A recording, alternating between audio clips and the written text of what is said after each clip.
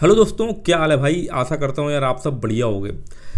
तो यार देखो, वीडियो में आगे बढ़ने से पहले ही मैं आपको इस वीडियो में बता देता हूँ कि मैं किसी भी कंपनी को जो है कोई स्पेशली प्रमोट नहीं करने वाला हूँ। ये कोई जो है वो एक कह सकते हो स्पॉन्सर्ड वीडियो नहीं है, ताकि आप सोचो कि मैं किसी कंपनी के बारे में बात करूँ कि भाई ये अच्छी है वो अच्छी है। हटा दो साइड में। मैं अपने पर्सनल एक्सपीरियंस के हिसाब से इस वीडियो में आपसे बात करने वाला हूँ। टॉपिक क्या है, थंबनेल पे आप देख ही चुके होंगे। एक क्वेश्चन जो है मेरे पास काफ़ी ज़्यादा आ रहा है, इंस्टाग्राम पे हो या यूट्यूब कमेंट पे हो, कि यार हमारे ब्लॉग पर अच्छा खासा ट्रैफिक आ रहा है और कोट करा गया है 1 मिलियन के आसपास जो है वो मंथली बेसिस पे ट्रैफिक आ रहा है। तो मेरे को कैसा सर्वर लेना चाहिए, मेरे पास कैसी होस्टिंग होनी चाहिए कि हमारा ब्लॉग वेबसाइट यार स्मूथली वर्क करे। एक जेन्युइन प्रॉब्लम है ये। ज़्यादातर ब्लॉगर जो होते हैं ना यार, उनको आर्टिकल अच्छे से लिखना आता है, माइक्रो नीश अच्छे से बनाना आता है, बट सर्वर की उनको इतनी अच्छी से नॉलेज नहीं होती है। क्योंकि मेरा बैकग्राउंड टेक्निकल है, मैंने कई सारी यार आईटी कंपनीज में जॉब करी हुई है। मेरा role as a web developer starting में मैं गया, धीमे धीमे जो है वो मैनेजर की पोस्ट तक पहुंचा। तो मैंने काफ़ी सारे फेजेस देखे और कई सारी कंपनियों में प्रोफेशनल लेवल पर ऐसी वेबसाइट पर काम करा है जिनमें अच्छा खासा मंथली का ट्रैफिक वगैरह जो है वो आता था। तो अपने पर्सनल एक्सपीरियंस के हिसाब से विदाउट एनी स्पॉन्सर्ड और ये और वो को करते हुए जो है मैं आपसे बात करने वाला हूँ एक अच्छा सर्वर, एक अच्छा होस्टिंग आपके ब्लॉग के लिए। कैसे चूज़ करोगे, क्या है क्या नहीं है।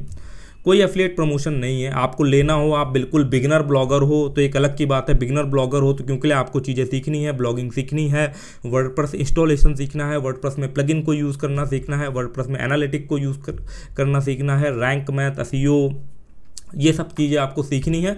तो उस केस में आप कोई भी शेयर्ड होस्टिंग ले लो जाकर के, प्रैक्टिस करने के लिए सब बेस्ट है, कोई दिक्कत नहीं है।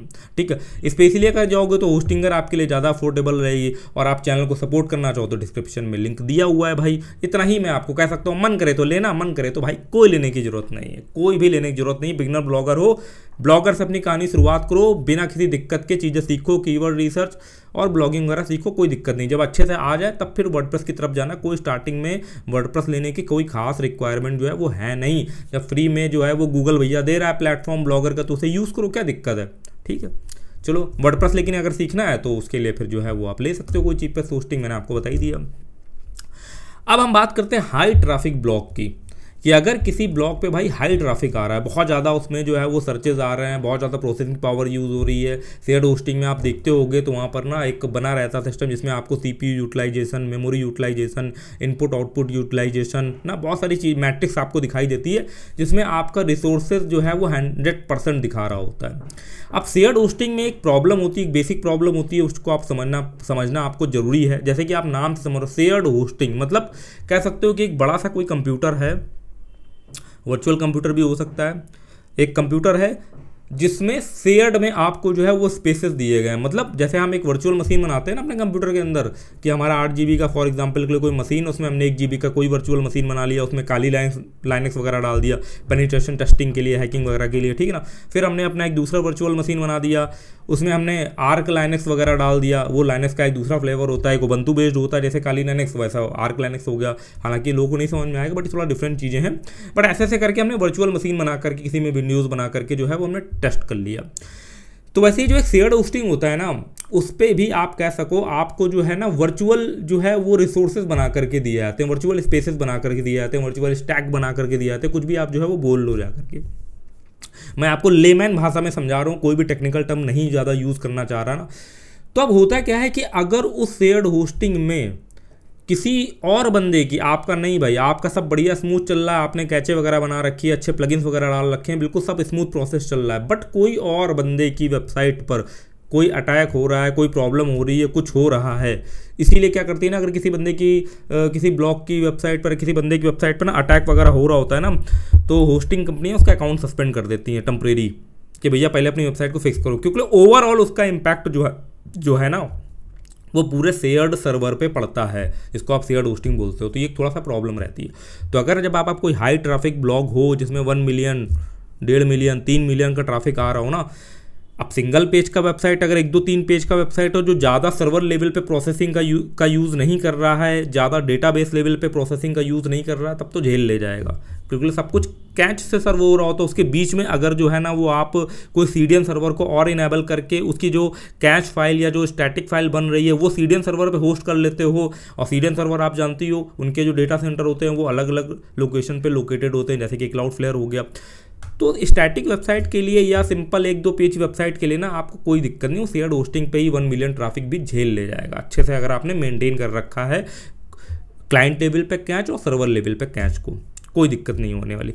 बट हम यहाँ पर बात कर रहे हैं एक ऐसे ब्लॉग की जिसमें 300-400 500 1000 के आसपास जो है वो पोस्ट डाली जा रही है, क्योंकि अगर 3-4 हज़ार पोस्ट डाली जा रही तो वो कोई सिंगल पेज की वेबसाइट तो हुई नहीं, वो एक ऐसी वेबसाइट हुई जो को आप मल्टी नीश बोल सकते हो या स्पेसिफिक कैटेगरी को फोकस करते हुए वो वेबसाइट बनी हुई है, और सारा डेटा जो है वो डेटाबेस में सेव हो रहा है। समझे मेरी बात?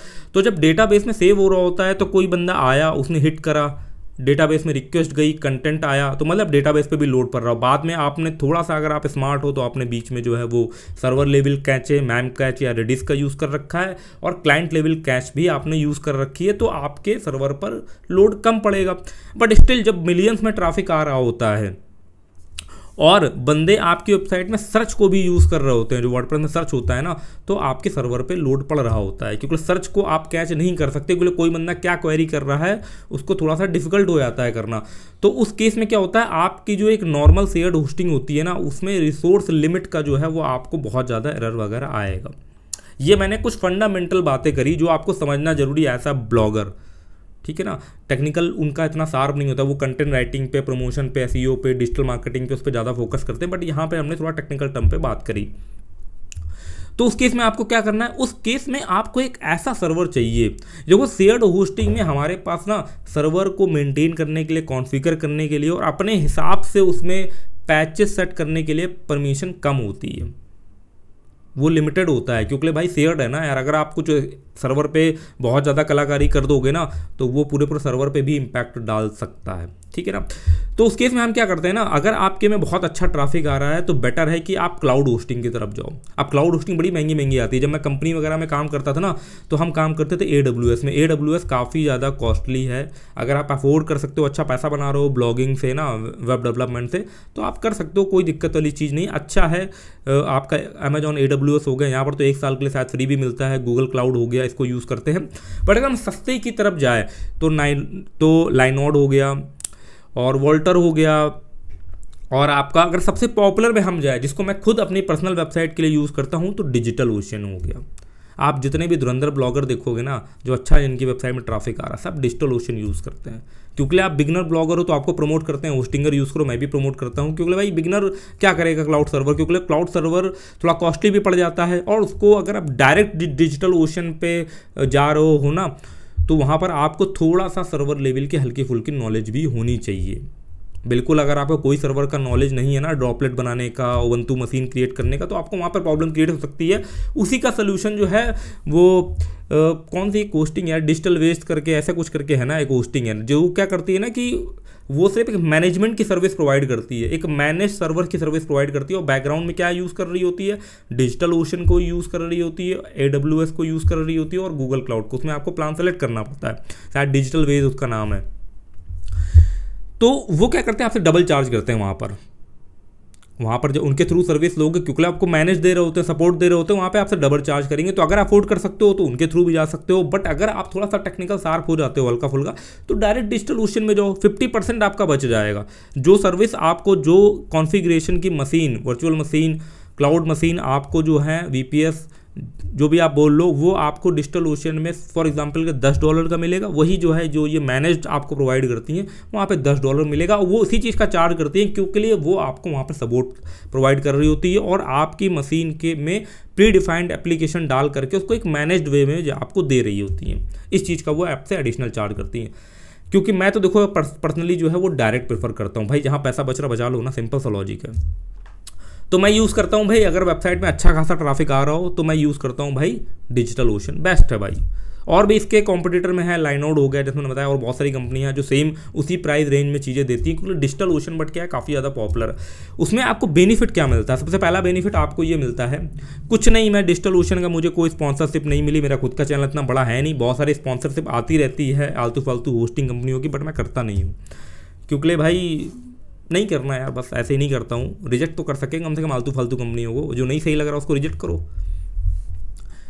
अब देखो डिजिटल ओशन में क्या होगा आपको सबसे पहले, और देखो एक और चीज़ बता दूं ना, बहुत सारे लोग बोलेंगे यार कि डिजिटल ओशन का तुम कर रहे हो, तुमने डिस्क्रिप्शन में डिजिटल ओशन का एफिलिएट लिंक डाल रखा है। हाँ डाल रखा है भाई, अगर डिजिटल ओशन से होस्टिंग लेनी हो तो मेरे एफिलिएट लिंक से ले लेना, बट उसके होस्टिंग पे एफिलिएट का समझ लेना जाके कॉन्सेप्ट क्या है। उसमें एफिलिएट में पैसा ऐसा नहीं मिलता है कि वो आपके अकाउंट में ट्रांसफर हो जाएगा। एफिलिएट में उसमें आपको तभी पैसा मिलता है डिजिटल ओशन में जब आप वहाँ से होस्टिंग कोई बंदा लेता है। उसके बाद पहली बात तो डिजिटल ओशन में $200 आपको 2 महीने के लिए फ्री मिलते हैं। अच्छे से उनकी सर्विस को देखो, समझो, जो भी उनके अंदर उसके अंदर मतलब कि आपको एड ऑन जो है ऐप्स वगैरह दिए उनको अच्छे से यूज़ करो अपना। फॉर एग्जांपल के लिए आपका कोई प्रोजेक्ट पहले से एग्जिस्टिंग चल रहा है जो किसी होस्टिंग में अच्छा परफॉर्म नहीं कर रहा है, तो आप 2 महीने का समय आपको मिल रहा है, वो प्रोजेक्ट उठा करके डिजिटल ओशन में डाल दो, सीखो डिजिटल ओशन। कोई बहुत ज़्यादा रॉकेट साइंस नहीं है, बस क्लिक्स पे आपकी मशीन जो है वो क्रिएट हो जाती है। थोड़ा बहुत जो है वो हल्का फुल्का टेक्निकल आपको सीखना पड़ेगा, कोई कोडिंग नहीं सीखनी पड़ेगी आपको, कोई 6 महीने का कोर्स नहीं करना है। आप देखोगे डिजिटल ओशन के ऊपर बहुत सारे वीडियोस वगैरह पड़े हैं, हो सकेगा तो मैं प्लान कर रहा हूँ कि एक वर्डप्रेस इंस्टॉलेशन का डिजिटल ओशन के ऊपर एक वीडियो लेकर के आऊँगा, और एक वर्डप्रेस माइग्रेशन का भी लेकर के आऊँगा किसी दूसरी होस्टिंग से, किस तरीके से आप पूरे वर्डप्रेस को जो है वो आप डिजिटल ओशन में डाल सकते हो। डेडिकेटेड वीडियो बनाना पड़ेगा 20-25 मिनट का, वो बना लेंगे जब भाई टाइम होगा अपने पास, क्योंकि यूट्यूब अपना फुल टाइम जॉब है नहीं, जब मन करता तो वीडियो बना देते हैं। तो डिजिटल ओशन में आपको सबसे पहला तो क्या है, ये बेनिफिट मिल रहा है कि क्लाउड होस्टिंग होने की वजह से आपको पेमेंट में फ्लेक्सिबिलिटी मिल रही है।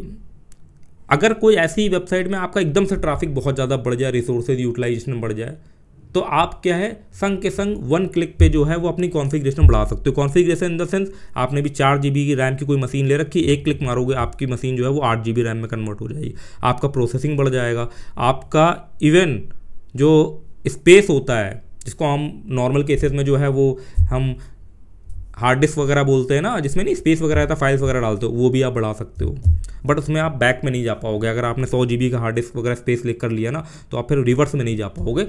अगर आपने स्पेस नहीं बढ़ाया मशीन का ना, और सिर्फ आपने रैम वगैरह बढ़ाई है, तो आप रिवर्स में भी आ सकते हो। मतलब आपने टेम्प्रेरी बेसिस में क्या करा, आपका भी $10 का प्लान था, आपने रैम बढ़ा करके उसको जो है वो फॉर एग्जांपल के लिए 16 GB कर ली, आपने स्पेस वगैरह जो है वो नहीं बढ़ाया, तो आप रिवर्स में वापस से 4 GB पे आ जाओगे, कोई दिक्कत नहीं है। थोड़ा सा आप समझ लेना जब आप वहाँ पे चीज़ें बढ़ाओगे जा करके, थोड़ा सा एडवांस में जो है वो स्विच कर गया, तो यहाँ पे ये फ्लेक्सिबिलिटी मिलती है। फॉर एग्जांपल के लिए आपने 1 महीने के लिए जो है वो हाई कॉन्फ़िगरेशन में अपना सर्वर कर लिया डिजिटल ओशन का, तो आपकी थोड़ी ज़्यादा बिलिंग होगी, और फिर अगले महीने क्या करा, आपका नहीं वो सिस्टम चला या जो भी टेस्टिंग आप कर रहे थे, आपका ट्रैफिक बढ़ा, फिर ट्रैफिक डाउन हो गया, आपने जो है अपने सर्वर को वापस से लो लेवल पे कर लिया, आपकी बिलिंग जो है वापस से नॉर्मल में आ जाएगी।